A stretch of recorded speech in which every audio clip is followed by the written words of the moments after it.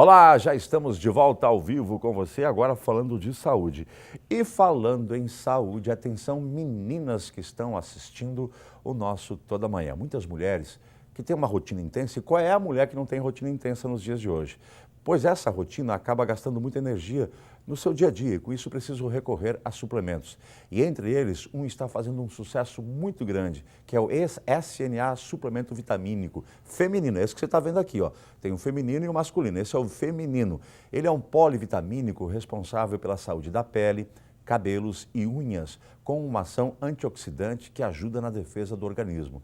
E esse aqui você encontra, esse vitamínico, nas farmácias Leandro, para pele, cabelo e unha, SNA feminino. Isso aqui é fantástico, gente. Tem o feminino e o masculino. Você encontra nas farmácias Leandro. Esse que eu mostrei para vocês é o feminino. E eu estou tomando o masculino, viu, Jonas? Todo dia de manhã cedinho, ó, para quê? Para disposição, repor energia, a gente gasta muita. É sério. Os dias de hoje não são fracos, não, nem para os homens e nem para as mulheres. É um estresse, é um corre-corre, é uma coisa de louco. Agora há pouco eu passei, antes de entrar no ar, passei lá na farmácia Leandro para medir minha pressão. A gente sente, fazer até uma consulta aqui com o médico, viu? A gente sente que a gente está meio baleado. Fui lá, e olha que eu tomo remédio para pressão todo dia. Fui lá na Leandro, dá uma olhadinha na minha pressão, já olharam, está 16/12.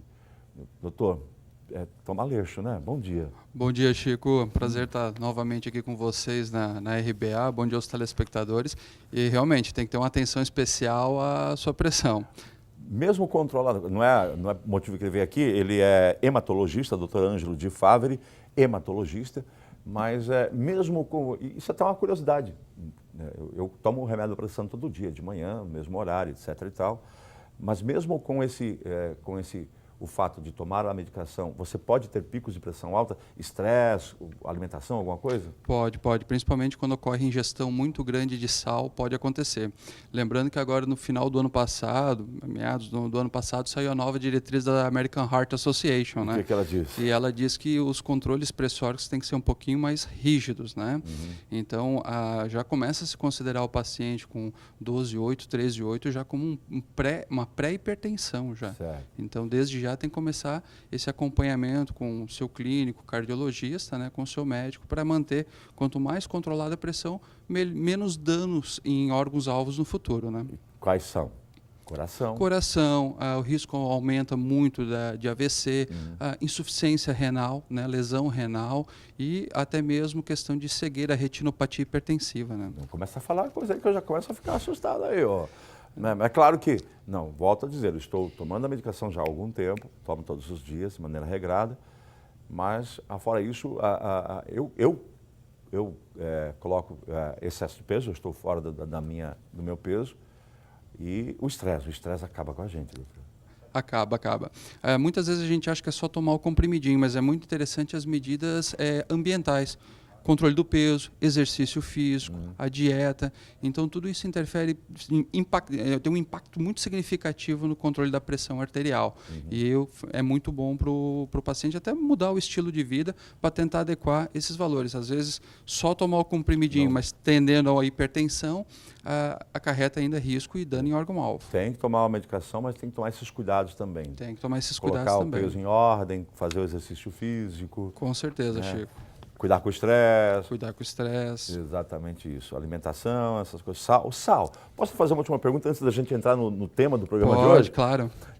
A minha mãe, a dona Valdira, né?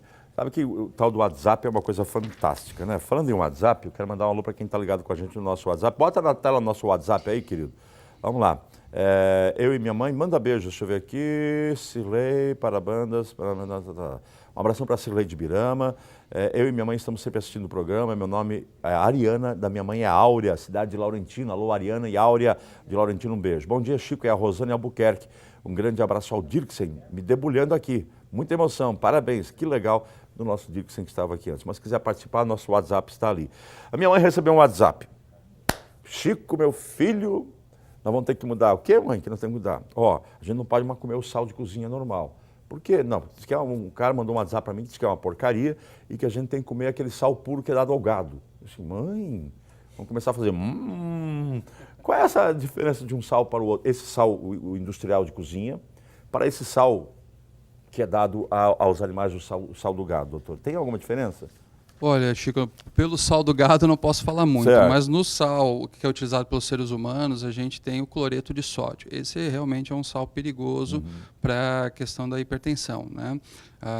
É preciso ter níveis controlados, não ter uma ingesta muito alta, e às vezes a gente consegue um controle melhor, tentar uma utilização, por exemplo, do sal à base de potássio, que seria o sal light. Ele é um pouco mais amargo, mas não faz tanto, não tem um malefício tão grande na situação, na questão da hipertensão arterial.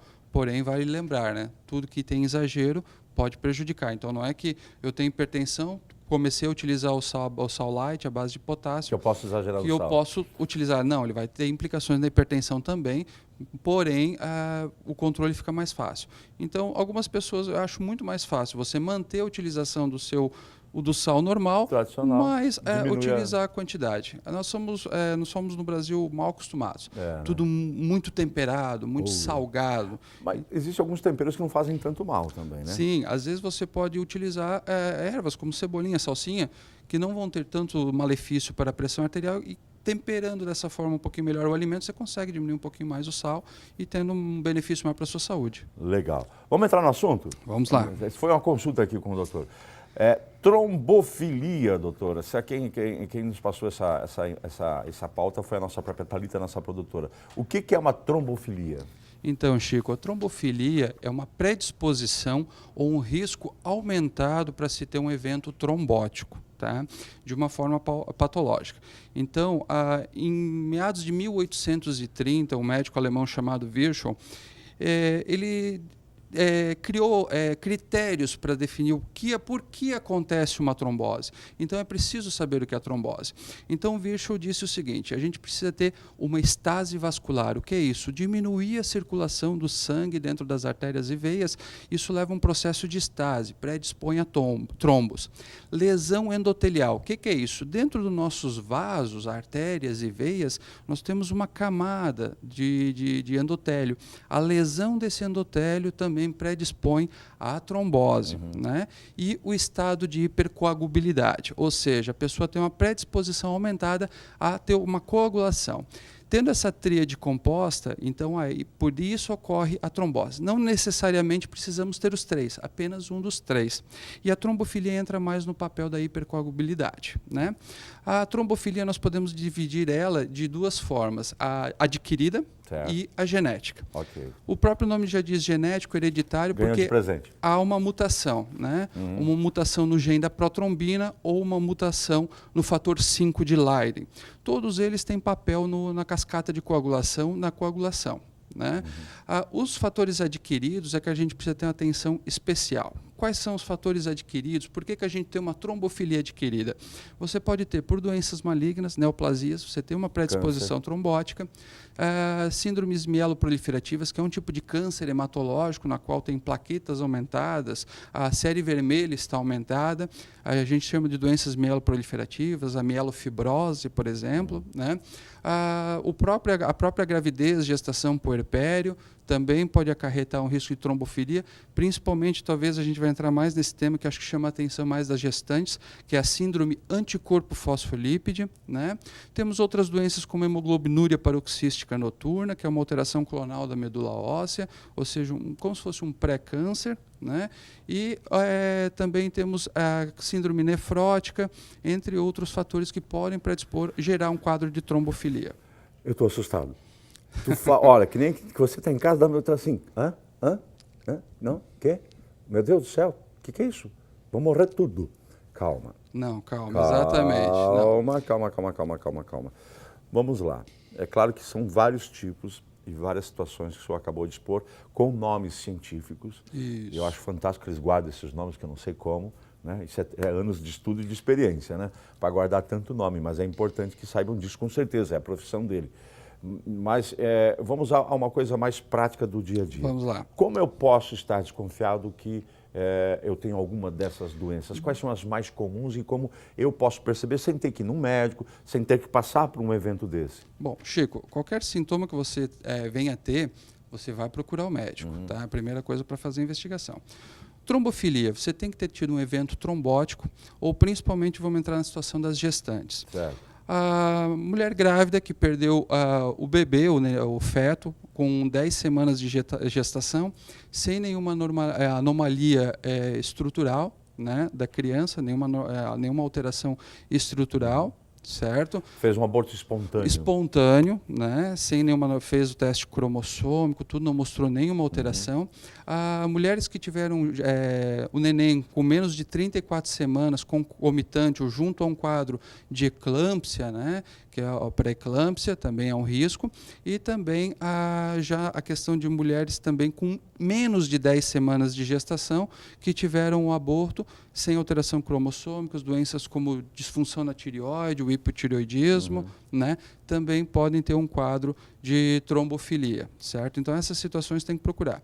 Quando a gente falou nos quadros adquiridos, como os cânceres, ter atenção aos sintomas como o câncer e as outras doenças. Por exemplo, plaquetas baixas, né, que é um elemento figurado do sangue para coagulação.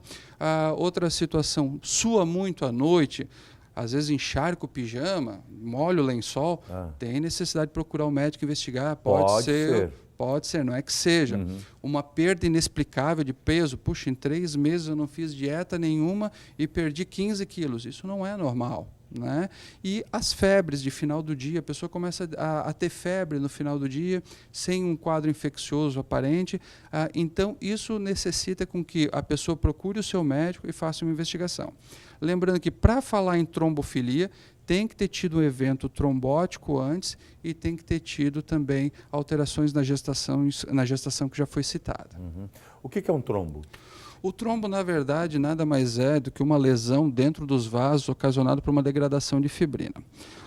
Por exemplo, quando a gente fala em estase vascular, o sangue tem dificuldade de correr dentro dos vasos, isso ocorre por quê?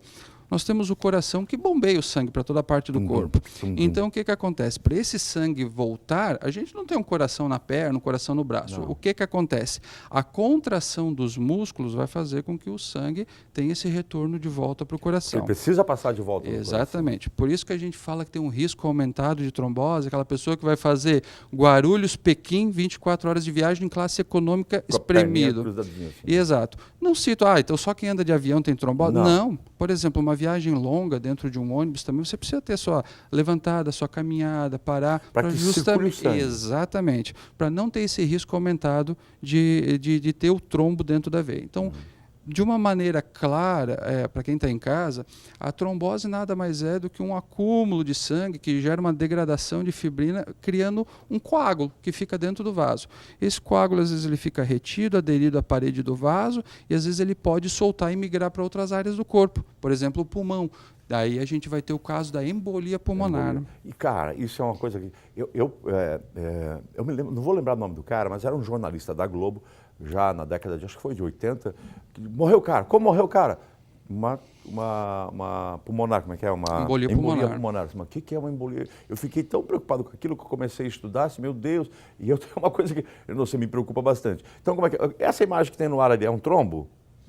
Essa imagem ali é um grupo de hemácias que tem uma rede de fibrina em volta dela, tá? Pode-se dizer que é um trombo, sim, tá? É claro que faltam algumas outras imagens para mostrar a agregação completa. Vamos tentar usar uma linguagem popular para a pessoa entender. Imagina o motor de um carro. Imagina um tanque de combustível, certo? Certo. Beleza, o carro funciona, legal, né? Entra o combustível, passa pelo motor, dá a explosão, o carro está funcionando. Lá no tanque de combustível entrou uma sujeirinha. É uma sujeirinha lá no tanque. Essa sujeirinha está lá, daqui a pouco ela entra nesse sistema do motor, vai na bomba ou vai lá e o carro começa a falhar. Por quê? Porque tem uma sujeirinha que saiu lá do tanque, foi para o motor e deu um problemão grande. A gente pode usar essa analogia, essa imagem para dizer que a sujeirinha seria um coágulozinho que se formou no sangue, no corpo. Esse coágulozinho estava lá paradinho, grudadinho na parede dessa veia. Vamos usar como veia? Pode-se usar veia, doutor? Pode, perfeito. E aí ele se solta, né? É como se fosse uma sujeirinha criada lá pelo sangue, se solta e pode ir para uma parte desse grande motor que somos nós, o nosso corpo. Ou vai para o pulmão, aí acontece a trombose. Embolia pulmonar. Se for, por exemplo, para o coração, o que acontece? Então, do coração, geralmente os trombos acontecem nos membros inferiores, são os sítios mais comuns, né? Sistema venoso profundo. Então, se tem um monte de varizes, não precisa entrar em tanto pânico assim. Pode até ser que tenha uma trombose profunda, pode, mas o sistema venoso superficial geralmente não acarreta tanto risco. A sua analogia foi perfeita, tá, Chico? É isso mesmo. Só que apesar que o efeito é bem mais catastrófico. Desastroso, né? Exato. Desastroso, né? Então, o trombo soltou da perna, certo? O coágulozinho que está lá dentro da mangueirinha do motorzinho soltou da perna e foi para o coração. A tendência dele é ir para o pulmão fazendo embolia pulmonar, tá? Existe mais ou menos em 30% da população, nós temos um buraquinho no coração que se chama forame oval patente. O que pode acontecer? O forame. Em vez desse trombo ir para o pulmão, ele pode subir fazendo o AVC. Aí é que tá. Então eu prefiro que vá para o... Então, peraí. Quer dizer que se esse negócio soltar lá dentro, essa sujeirinha soltar, ela pode ir para o pulmão, ou pode ir para o coração, do coração eu posso mandar lá para o cérebro e me dar um AVC. Então vai para o pulmão. Nada é bom. Nada é bom. Não estamos falando de coisas positivas. Não. Para nós termos uma ideia, estima-se que nós teremos em torno de 1.000 novos casos nos Estados Unidos, como referência esse ano, sendo que a morbimortalidade por trombofilia, ela oscila em torno de 50 mil mortes ano nos Estados Unidos. Então, assim, é uma doença que tem uma morbimortalidade muito alta. Né? Agora eu estou bem assustado, doutor. Nosso tempo está quase acabando, está praticamente acabando. E o que eu faço? Se eu tenho alguns desses sintomas que o senhor citou antes, ou não tenho sintoma nenhum, mas eu fiquei preocupado agora com esse negócio. O que eu faço? Eu vou no médico? Que médico? Hematologista. Na dúvida, sempre vá no seu médico, no seu clínico, no hematologista ou no seu vascular, cirurgião vascular. Né? Lembrando que para ter o estado de trombofilia, você precisa ter tido uma trombose ou uma perda gestacional inexplicada a ser investigada. Trombose para os homens e outras mulheres, e na gravidez específico nos casos que ele citou aqui. Mas é uma doença séria, seríssima. Seríssima, não dá para brincar. Não dá para brincar e o tratamento é simples, é a anticoagulação, é dar um remédio para afinar o sangue, né? É isso? Então, é simples o tratamento. Às vezes, a necessidade do paciente teve uma trombose, afinar o sangue, investigar a trombofilia, é justamente para isso, para ver se ele não vai precisar do anticoagulante para sempre. Duas perguntas para sempre, mas se for para ficar bem, está tudo certo, eu tomo esse negócio, tudo né? Certo. Duas perguntas. Diabético tem algum problema com isso? Diabético pode ter sim. O diabético ele faz muita lesão endotelial dentro do vaso. Lembra aquela camadinha que a gente falou no início do programa dentro do vaso? Acontece dele ter uma predisposição maior à lesão endovascular e à formação do trombo. Pressão alta? Também, a mesma circunstância, ou seja, vai ter risco de lesão endotelial e o risco maior de formação de trombo. Quem tem pressão alta ou tem diabetes tem que também cuidar com essa situação. É isso? Sim, Chico. Tem que ter um cuidado redobrado. Muito bem. Cara, o tempo está acabando. Quero mandar um abração para o Juan, que está assistindo o programa, está ligadaço com a gente. A Mariane também está de folga hoje assistindo. Mariane, beijão para você, querida. E dizer que sempre é um prazer muito grande. Às vezes dá vontade de ficar aqui uns 3 dias conversando com alguns entrevistados, porque os assuntos são muito interessantes. São. Né? E a trombofilia é um assunto extenso, né? E é um assunto que dá até debate entre médicos. Sério? Dá muito. Quando anticoagula? Quando não anticoagula? Quando trata? Quando diagnostica? Como diagnostica? Quais exames pedir? Então, tudo isso cria muita polêmica, até mesmo no meio médico. O nosso trabalho aqui, quando a gente traz um profissional na área da saúde, é arranhar, é provocar uma curiosidade em quem está assistindo. Porque a curiosidade faz com que a pessoa procure um médico, olha, eu acho que fiquei desconfiado. E aí, de repente, ele consiga um ganho muito grande. Exatamente, isso é muito bom para a pessoa procurar ajuda. Porque é uma doença que, fazendo o tratamento, você consegue prevenir e evitar todas as complicações possíveis. Muito bem. Está atendendo onde, doutor Ângelo? Então, estou na Oncoclin ainda, estou no Hospital Samária também, com o ambulatório lá. Então, as pessoas podem me localizar nesses locais. SUS também está atendendo ou não está no SUS? Na Policlínica ainda estou fazendo a parte de hematologia benigna. O que é muito importante, não é isso? Isso. Muito bom recebê-lo aqui novamente. É um prazer estar aqui, sempre que precisar, contem comigo, né? E espero voltar mais vezes. Muito bem. Ô Carmen, ela vai aparecer no jornal? Então vem cá, Cecília. Rapidinho, corre aqui, Cecília. Tem que aparecer, é linda, tem que aparecer. Vem, corre, Cecília. Corre. A sobrinha dela, rapaz, a sobrinha da Carmen Marangoni. Senta aqui rapidinho. Olha lá, essa aqui é a poderosa Cecília, sobrinha da Carmen Marangoni, que eu encontrei lá em cima quando eu fui trocado. Quem é você? Eu sou a Cecília. Mas quem é você, Cecília? Sobrinha da Carmen. É essa gatinha, olha pra lá. Ih, deu até um soluço. É? Eu tô com soluço. Tá com soluço, vou dar um susto. Olha para mim que você se assusta e pronto, passa o soluço. Passou. Volta amanhã. Beijo para vocês. Tchau. Vambora.